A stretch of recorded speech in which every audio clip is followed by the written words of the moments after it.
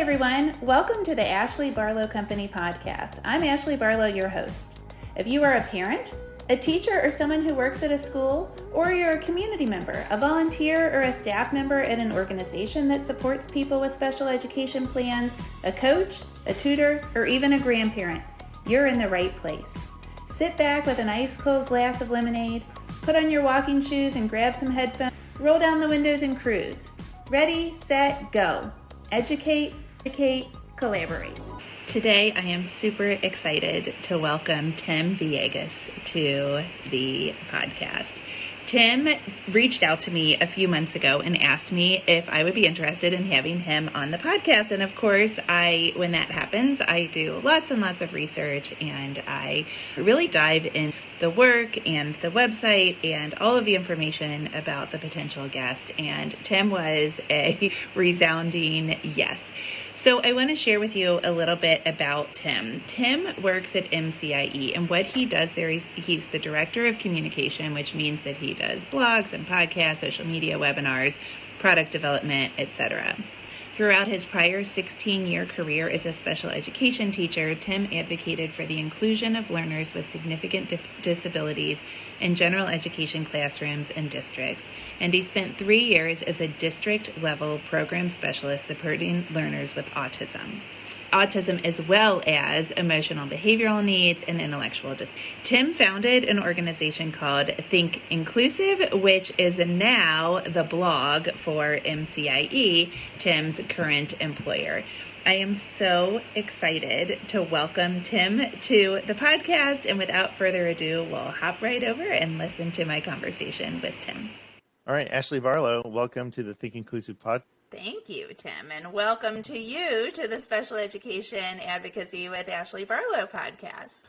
I love this already. It's fun. See, everything, you can do anything differently. That's what I like about this. Okay, so just to not confuse anyone, Ashley and I have decided we are going to interview each other for each other's podcasts at the same time. This is like a very special episode of Think Inclusive and the Ashley Barlow podcast. Yes. And what I like about this is I always confuse people when I suggest it because my podcasts are more like conversations than interviews, I think.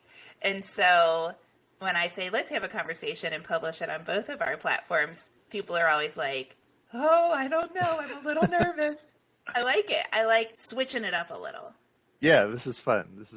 All right. The listeners to Think Inclusive may not know who Ashley Barlow is. So, Ashley, would you tell us a little bit about you and your podcast? Sure, let's do it. Hi, my name is Ashley Barlow.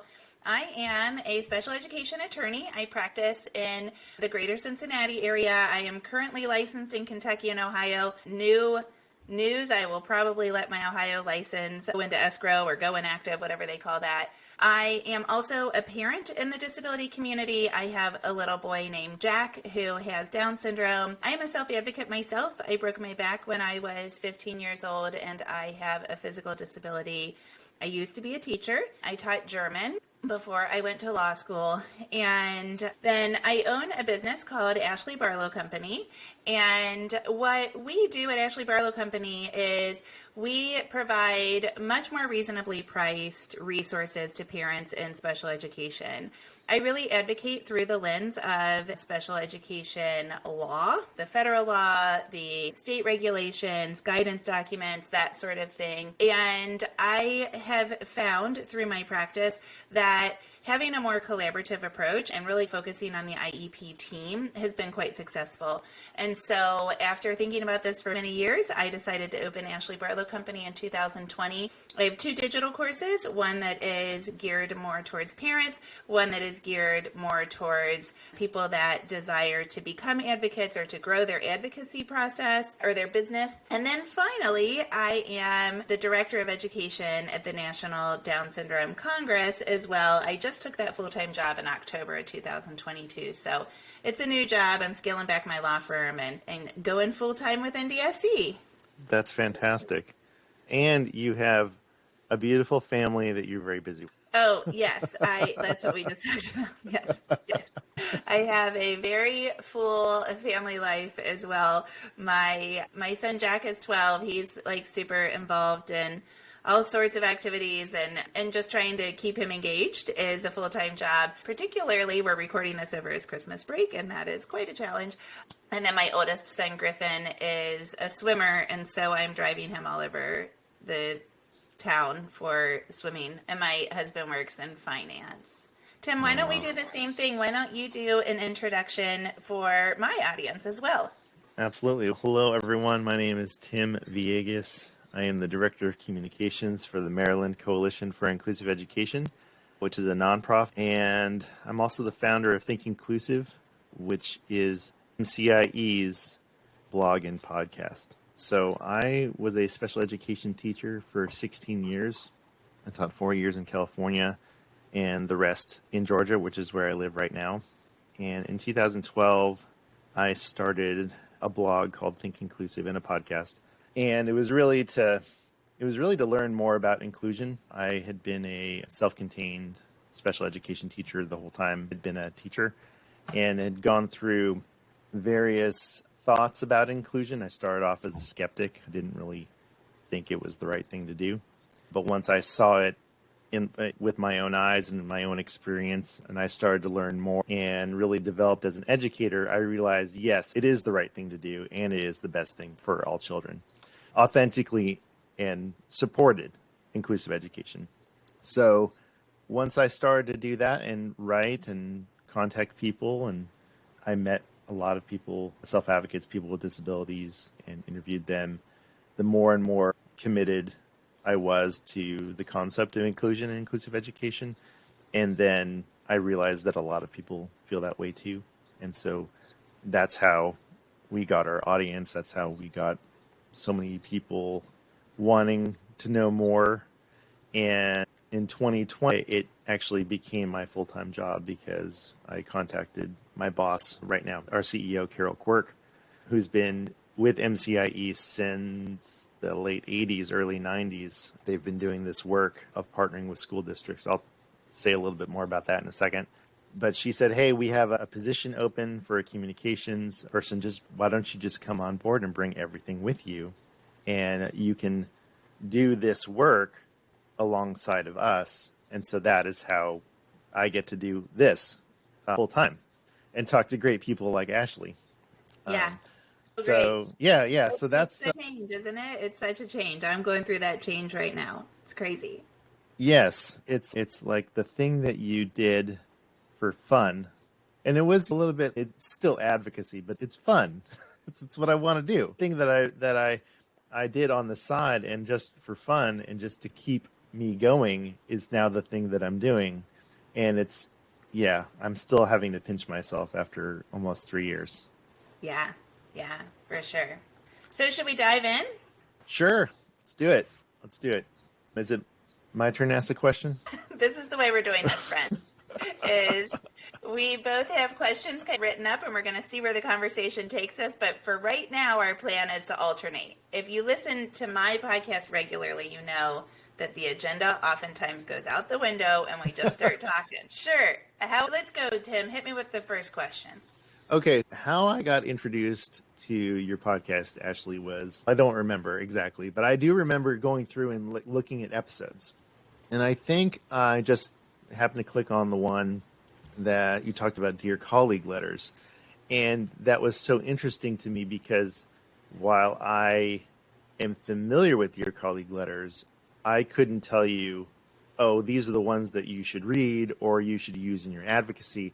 You had a plan. Like you had, if you want to do this, if you want to bring this Dear Colleague letter to an IEP meeting, this is how you could use it. And I thought it was so clear and a way for a family could reference your information, and it was very useful. So I'm wondering, could you explain what is a Dear Colleague letter and how can families or educators use them in IEP meetings with regard to inclusion? Yes, and I'm happy that you found that episode helpful. Sometimes, as you do too, I'm certain, when you are developing material, no matter what it's for, whether you're speaking at a conference or it's a PDF download that I'm developing for Ashley Barlow Company or something, I'm always like, is this what people want? Is this too micro level? Is it too 101 level? Is it too nerdy?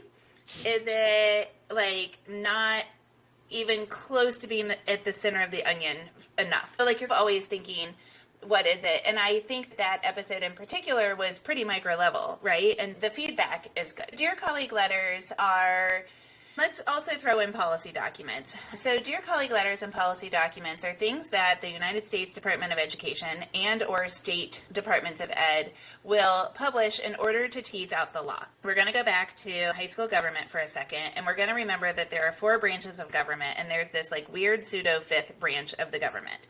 I'm sorry, there's 3, did I say 4? There's 3 branches of government, holy cow, and there's this weird pseudo 4th branch. Okay, so you have the legislative body, they make the laws, and we lawyers are always like, don't blame me for the law. If you've got a problem, talk to a policy person, and those policy people, the lobbyists, can go talk to the legislators and get it changed. So go talk to Congress.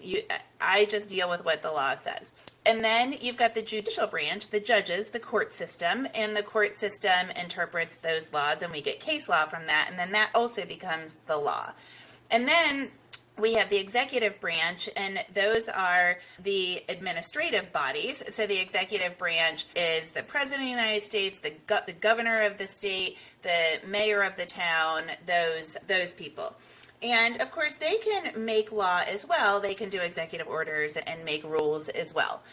Then what we know about this kind of pseudo 4th branch of government is that the executive branch can make cabinets. So we get these administrative agencies like the Department of Defense, Department of State, and what's important to us in education is the Department of Education.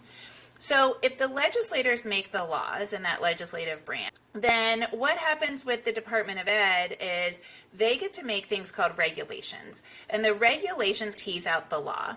So the big federal law in special education is the Individuals with Disabilities in Education Act, IDEA. And IDEA is really broad. Really broad. If you look at what IDEA says about inclusion, that is an 8-point font. It is probably about 4 lines long. It's not very long at all, that provision about least restrictive environment. And so if you want to try to figure out least restrictive environment inclusion by reading the federal law, good luck, have at it. What are you going to do? There's lots of little clauses, but what we have to have is we have to have these regulations that break down the laws. But still, even then, the regulations are still really broad. So what teases out the regulations, what helps us to understand the regulations are these policy documents and dear colleague letters. Policy documents are going to be like, usually 30 or 40 page documents where the Department of Ed is going to say, this is how we interpret blah, blah, blah. This is inclusion a la Georgia Department of Ed. Or this is dyslexia intervention a la Alabama Department of Ed. The dear colleague letters are more, you're like, finally, she's getting to the point. What are the dear colleague letters? I like to start real broad. No, we're tracking. So the dear colleague letters are letters that take the questions of individuals and answer them according to those policy documents, regulations, and the federal law and the state law. So it might be somebody that's found a loophole, or it might be somebody that has seen a pattern of something that has happened time and time again. And so they say, I'm a special education attorney, or I'm a teacher, or I'm a parent, I'm a superintendent, and I've noticed this pattern, or I've noticed this injustice. What do you do about blah, blah, blah? I've looked at the case law, I've looked at the guidance documents, I've looked at the federal and state law, and I don't know what it is. So inclusively, I'm going to go just a little bit deeper in answering your question, Tim, because when we look at inclusion, the guidance document there's plenty of guidance documents on inclusion, but specifically as we look at dear colleague letters, there are dear colleague letters that deal with things like a student's right to supplementary aids and service. There are dear colleague letters that talk about how a child's educational placement is not to be determined by things like disability categories, severity of disability, configuration of the service delivery system. I'm literally quoting letter to Margulis of 6/26/2003, those sorts of things. There are dear colleague letters that talk about how the individual needs of the student have to be considered in the placement decision.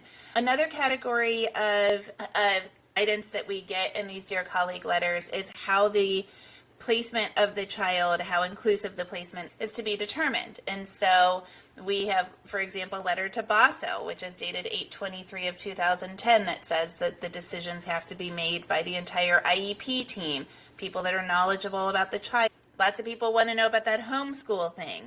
I know that somewhere in the law it says that children with disabilities have to be educated in their quote-unquote homeschool. There's guidance documents, Dear Colleague letters on that as well. And the last category that I have broken down in my inclusion workshop is modifications to general education. So we've got, for example, and I think this is and actually the guidance document from OSERS that says that students can't be excluded from the gen ed classroom solely on the basis of the need for modifications to the gen ed curriculum. So they're just a wealth of information. Yeah, that was a big, long answer, but I get real excited about it. Yeah. And also, so you have some sort of training or package people to learn more. Is that right? I do, yes. So I have a product called the Inclusion Workshop. It is about an hour and a half of video content, and it walks you through this document, this PDF document that is 25 pages long, that is called the Inclusion Workshop Workbook. And what we do is we focus on the law, and then we look at the regulations, and then we look at those guidance documents. I also give an example of a case because I just like for people to see what happens with real students, real kids in real life situations. And then I have several pages and several minutes of the content that talk about practical strategies to advocate for inclusion. So one of those, for example, is to really focus on the schedule. Like what classes are available, or if it's elementary school, what's the day look like in the gen ed classroom?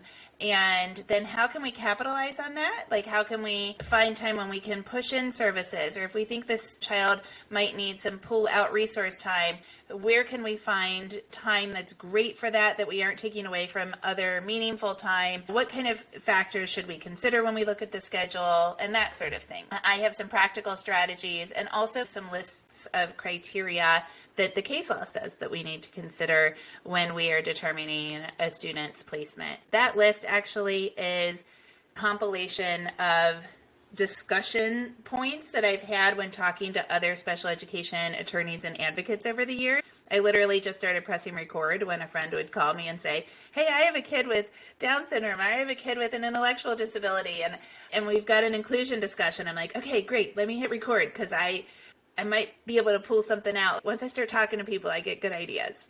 That's great.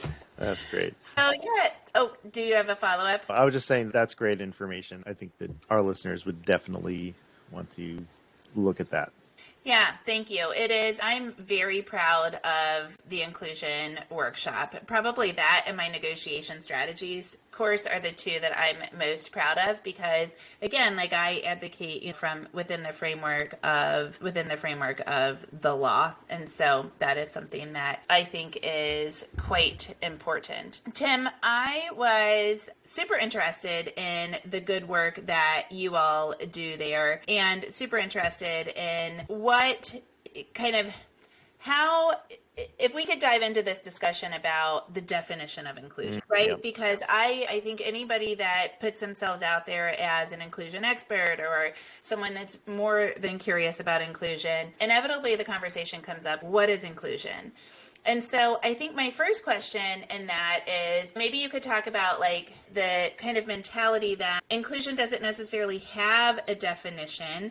And in fact, it can be interpreted so many different ways by so many different people. Yeah, I can speak to that.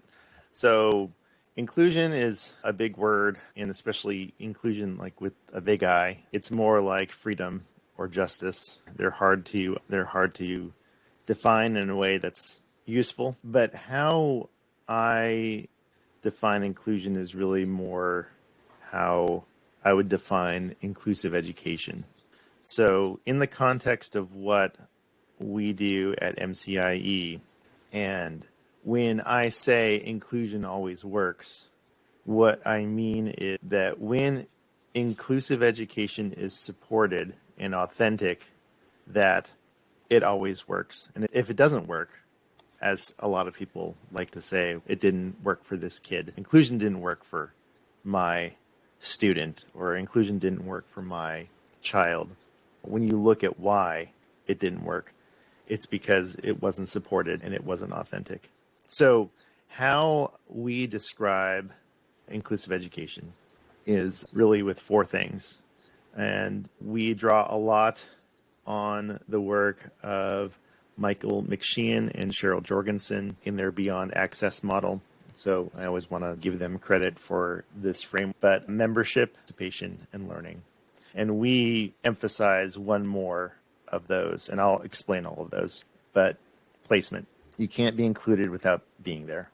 And I think that gets missed a lot when we're having the discussion of inclusion. I just had this conversation with some people from the TASH conference. I was just recently. Are you familiar with TASH, Ashley? Yes. Yes. Okay. We were talking about how, when we talk about inclusive education, what should be emphasized. And since I was a special education teacher in a segregated special education classroom for students with disabilities, I thought that I was having high expectations for my kids. I was trying to push them out into general education as much as possible. I was giving access to general curriculum standards. That's, what else do you want? That's inclusion. What I didn't realize was that when we're really looking at authentic inclusion, you can't be a member of a community without actually being in the community. And that includes general education classrooms. Like, the very nature of those segregated classrooms being in a school means that some kids are excluded. And that community has decided this is okay. So that, to me, as I've really evolved and gone to and really understood what that inclusive education means, it means that absolutely has to be minimized as much as possible. And now there's certain students that we may not have figured out how to include, and we may need to make arrangements for them. And those arrangements may need to be as alternate placements. But that doesn't mean that we create programs, disability-specific categorical programs that we create for students, because I don't think that is the spirit of IDEA. I don't think that's what LRA really means.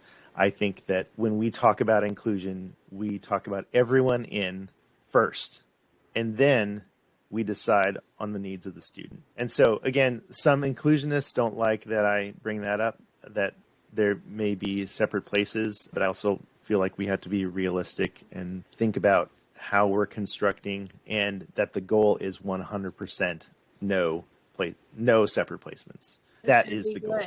That is the goal. If you get a child just to a classroom, but the classroom isn't effective, then we aren't doing the child a service.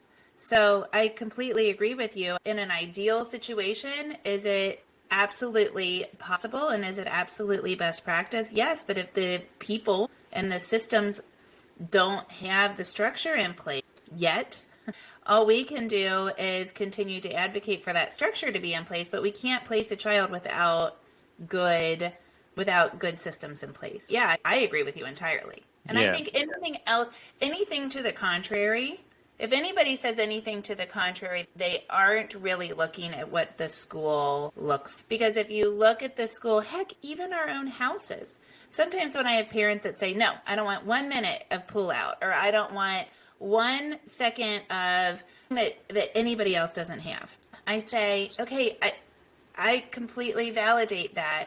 But do you ever go out to dinner, you and your significant other?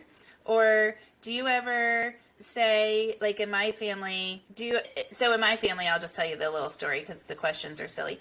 But Jack has a really hard time going to his brother's swim meets. The sensory environment is just not good for Jack, and it makes him and if I was a really strict inclusionist, I would say, Jack's got to go to the swim meet because the whole family's got to show up at everything we do.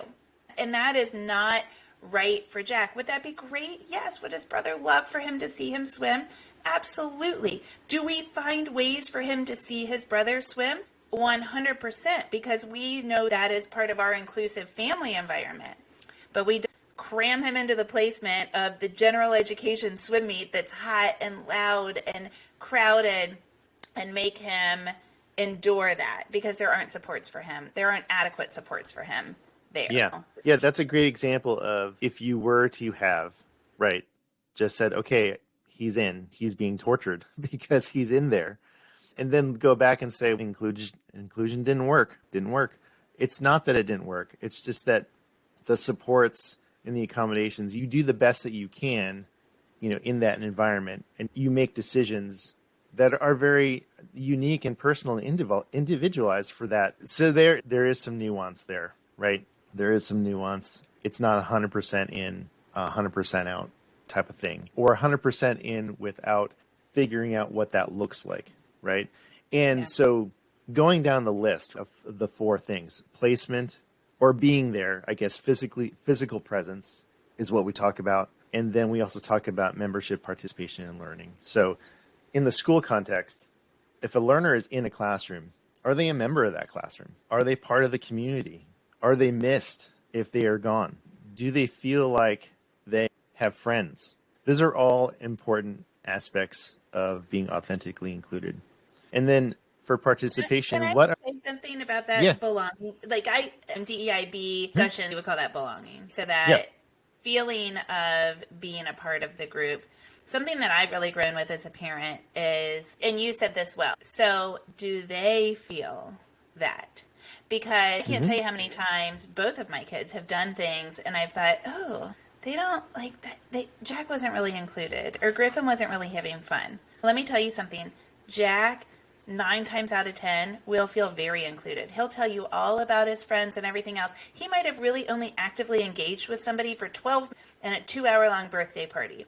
But he will talk about those 12 minutes and those friends and that one thing that he was able to regulate himself to participate in. Like, he went down the bouncy house slide 5 times. Everybody else did it 38 times. He did it 5 times, and he will think that is the greatest thing in the world. And I have to get rid of my type A student vibe. And you did a great job. That was really fun. I'm so happy that you had fun with your friends and that sort of thing. If he feels like he had a great time, case closed. That is awesome. We can always push for more. That's my personality, but we don't have to. And same thing, like my son Griffin, who is neurotypical, he is very stoic. And I turn cartwheels and jump up and down when I'm excited. You can hear it in my voice. Griffin does not. And I have to tell myself all the time, Griffin is having fun. Griffin is showing that he is having a good time differently than I would. And that is not only okay, it is beautiful. So that belonging piece, we have to make it student-centered or person-centered and take ourselves out of it, or at least separate ourselves from those emotions. Yeah, I like that. I like how you're putting that. Yeah, because sometimes as an educator, you're like, you make assumptions of, oh, yes, they're having fun. Yes, they feel included. Yes, they feel like they belong. But it could go either way, right? So that's the thing I think that's the most important thing is you need to ask. I teach a class apart from MCIE in Georgia for Georgia special educators and on autism. And so I often tell the participants in the class, how do you learn about autism? You might want to ask your students. You might want to ask someone with autism because they're the ones who are the master or the expert of their own experience. And we just have to not make assumptions about how people think or feel and just ask them. I think that's probably a universal thing, especially for learners with disabilities. Real quick, I wanted to finish my 4. Yeah, keep going. Participation. What is the learner doing in the class? Like actually doing? Are they doing the same types of activities that everyone else is doing, or they're in the back of the class and they're working on letters and sight words and everyone else is doing math? It's like we really have to think if that's happening, that's not inclusion, right?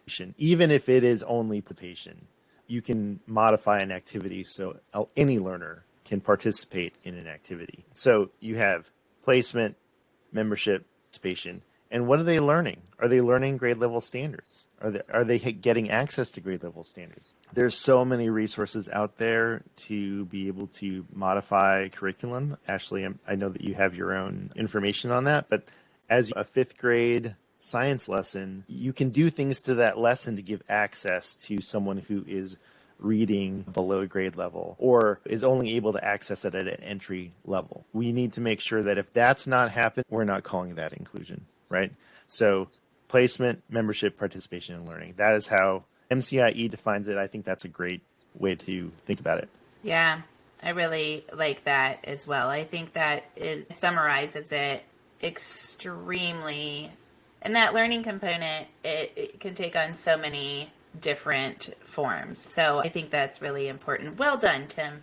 Thank you. No, and I don't want to miss this either. The big thing that we do at MCIE is systems change work. So we partner with school districts who want to be more inclusive of all learners, and we partner with them for a multi-year phased-in approach.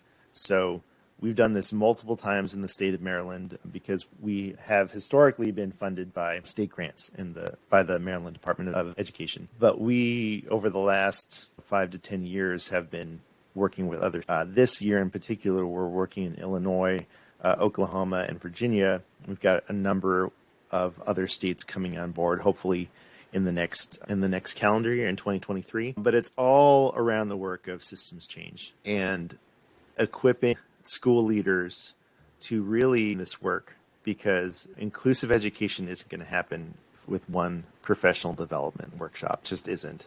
It needs to be a top-down implementation.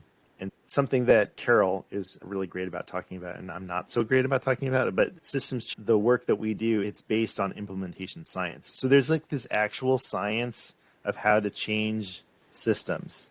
And it's really amazing that it's amazing to me that not everyone is doing this. So I guess it's just my bias, but you can really change systems if you do it a certain way.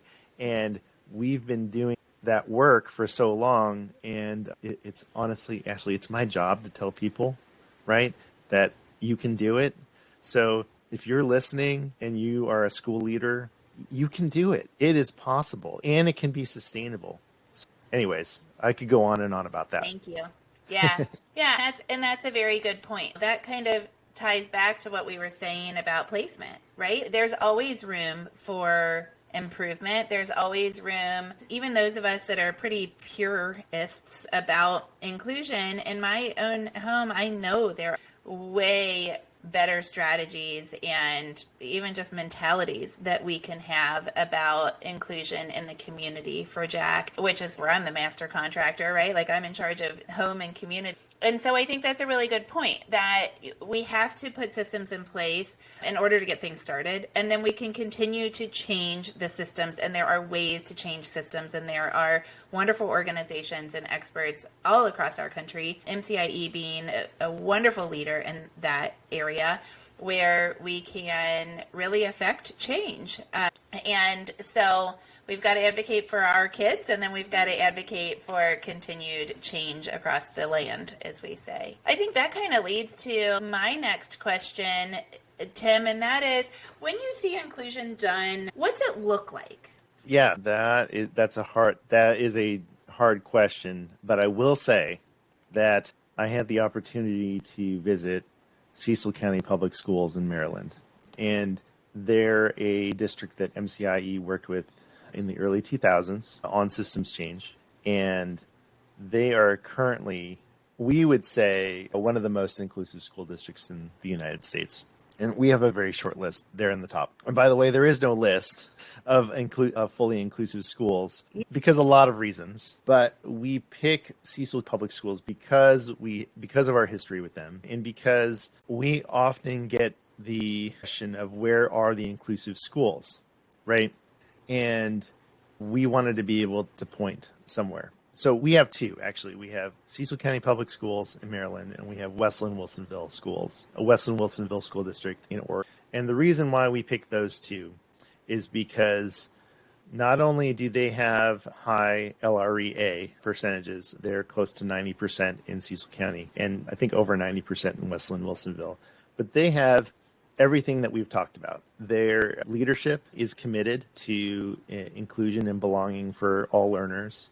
They don't have disability-specific programs. Every learner is in, and The reason why I know this specifically for Cecil County is that we are producing a podcast series called Inclusion Stories. For this very reason, we wanted to be able to tell the stories of not only families who are pursuing authentic inclusion for their child, but also highlight the school districts that are actually doing this work. And so I was able to visit Cecil County Public Schools in September of 2022 in preparation for this podcast series. I did some recording. I was able to tour the schools, interview the school leaders, and it was absolutely amazing. First of all, the mindset of the school leaders. Every single leader I talked to had a mindset that all learners belong in general education first. Every single one. And that the services were delivered at the home school, and that learners are general education students first. They ride the same buses as everyone else. There's no special education. Every learner, so even down to the bus systems, the buses were equipped with supports, whether that was a lift or whether that is with personnel. Those learners went to their home school, and they're supported. Learners with complex communication needs, learners with intellectual disabilities, learners on the autism spectrum are all included. So to see that actually in practice at multiple sites it was absolutely amazing. So I think that they are a great example of how to do it. And just as a preview to your conference at the end of January, I'm going to be Good plug. Thank you. As one of the sessions, I will be, I guess, playing would be the best word, playing a pilot episode of Inclusion Stories that will feature a family here in Georgia that is pursuing authentic and inclusive education, and some clips from my interviews with the people at Cecil. Yay, I can't wait to see it. I think you just gave a really good list. You talked about a school where it's going well, and you gave a list of things that people can look for when they are either leaving their district because they aren't happy or they're moving. I have a lot of military families that listen to my podcast, and they are moving a lot. And so I think that list is very helpful. And I agree with you. We've got to shift the mindset of folk. I've talked about this on my podcast as well. Like you said at the beginning of this episode, when I was first teaching, when I was in school, the big question was, do you think that everybody should be educated in the same classroom? And I was like, no, absolutely not. They're going to bring everybody else down. The whole thing's going to slow down. And I'm not going to get my extension activities that I need if I'm in class with people that need more time to figure it out. And it's so crazy how my experience as an educator and as a self-advocate, and then most dynamically as a parent, have changed the way that I have thought about inclusion at 180. Yet I still see, obviously the research supports it also, right? So I see the other side of the argument because I don't see the other side of the argument, but I understand, I think, how some people are still extremely intimidated because, listen, it is intimidating. It's intimidating for me sometimes as I think about a community experience for Jack. It's intimidating as I am a member of his IEP team and help them negotiate inclusive question that we have in a system that isn't completely perfect. Not that there is a completely perfect system, but in a system that has plenty of room for improvement. But you know what? Here's the thing is, as an advocate and as a parent, I am ready for it. Bring it. Maybe 300 days out of the year, I wake up thinking, okay, here we go. Let's do it. And maybe 50-something days out of the year, I'm like, I'm tired. I'm taking a break, and we'll just see how things go. That's we gotta real. Stay at it. That right? is real. Yes, that is real. And I think that inclusionists have to, and I do call myself that, we have to be real. We have to be real about that it's hard. And also that I'd rather have a school that was moving toward inclusive practices, even if it wasn't perfect. And I think that I like what you said about not allowing things not to be perfect. I think Perfectly imperfect, that's our brand. Yeah, there you go. Perfectly imperfect. We have to be okay with that. Because we have to be we're either moving toward inclusive practices or authentic inclusive education or not. And when I hear school districts that are like, oh, we're creating an inclusion program, like, All learners with intellectual disabilities are now going to be included. Okay, but what about else? Yeah. Like that's Yeah. great. I do not think that is moving toward inclusive education. No. Okay, so, a huge piece to inclusive education is the modifications and accommodations that are in the gen ed curriculum, right? Everybody's going to get really good specially designed instruction when they go out of the classroom for special education or when special education services are pushed in. Not everyone. It is pretty straightforward for a special educator or a general education provider or a related service provider to come in and implement a curriculum that is designed to help a student read or to help a student self-regulate or whatever. You can learn zones of regulation pretty quickly. You can learn Orton Gillingham reasonably quickly, and you should be able to implement those things with fidelity. But to modify the general education classroom in all of those experiences and to provide that grade level access to every student that is based on their unique needs is a really exciting and constantly changing challenge.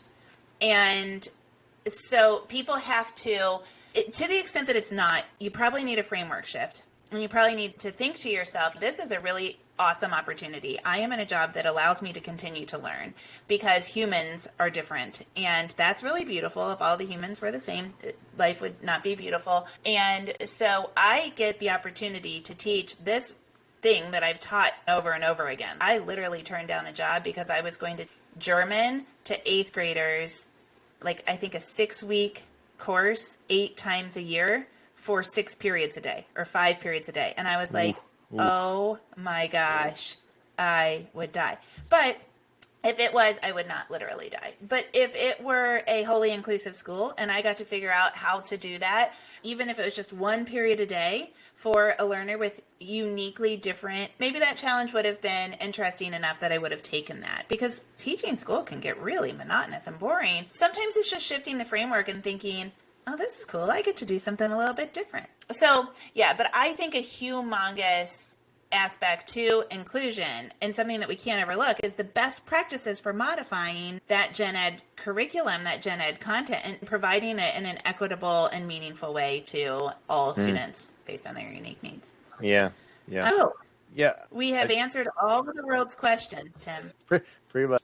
I feel like we could ask more questions, but that may have to be another time, right? That's the way all of my podcasts end is, oh man, we ran out of time. I wanted to say so much more, but the people can't listen forever. That's what I've come to realize. Exactly. Yeah. If you are a listener of Think Inclusive, please take a look at the episodes that Ashley Barlow has on her pod, because I know that you'll find some that are very beneficial, if not all of them. And Tim, I think that we can promise our listeners that the organizations for whom we work and the organizations that are so near and dear to our heart will continue to collaborate, and we will continue to bring good content that is inclusion-centric as well as content that has inclusion undertones at all times, because these conversations are far from over and there's so much more good work to be done. Absolutely. Ashley Barlow, thanks for being on the Think Inclusive podcast. Thank you. And I will echo the sentiment that Tim just gave, and that is be sure to follow all of the platforms that are over at MCIE as well as Think Inclusive. And thank you, Tim. This has really been an honor.